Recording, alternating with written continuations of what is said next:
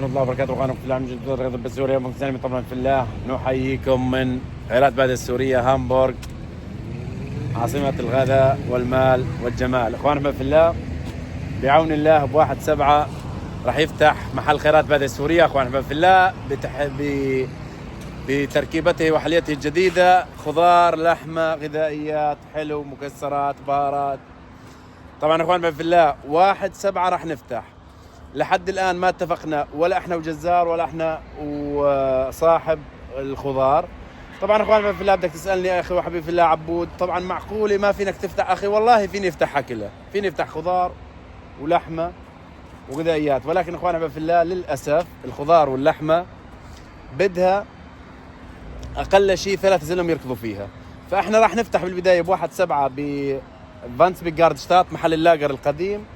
لكن اخوان في الله، بغض النظر عن كم مرة بدنا نرد نكرر بالموضوع، ما فيني اني افتح 3 أو 4 شغلات وشيلها بايد وحدة. والله الذي لا اله الا هو انه فيني افتحها، ولكن انا احب ما على قلبي اني شارك الناس بالاكل، باكلي، بشربي، بتجارتي. ليش؟ لاني انا اليوم اخوان في الله بعرف ايش قد ما ركضت ايش قد ما راح تعطيني المصلحة، فانا بحب اني اركض على قد ما اعيش. اليوم اخوان في الله ربنا عاطينا خضار والغذائيات مصدر رزق، واللحمة اللي بشوف حاله خرج. اخواني احباب في الله، انا ما عم لك بدي منك اب شتاند، ما عم لك بدي منك اي شيء، انا بدي منك تكون رجل، وبدي اخوي توقف معي بالطلعة اللي طالعينها. وانا زلمي اذا انت جاي اليوم بلاش، انا حاط فروغ 100,000، فانت جاي على البارد المستريح، وانا ما راح اعطيك لاخر يوم بعمرك، لا، انا اقول لك تعال بس بفلوسك استثمر بالملحمة او بالخضار لمدة معينة بنتفق عليها أنا وأنت، لسنة، ل7 شهور، ل8 شهور.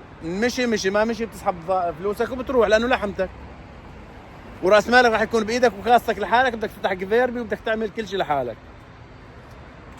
والحمد لله رب العالمين. أخوانا في الله، خيرات بادية السورية راح تجي بحلتها الجديدة على كيفكم، محل مرتب، شارع مرتب، وبوسط البلد، وأمور بألف صحة وخير وعافية. نحييكم من عاصمة الغذائيات، خيرات بادية السورية هامبورغ.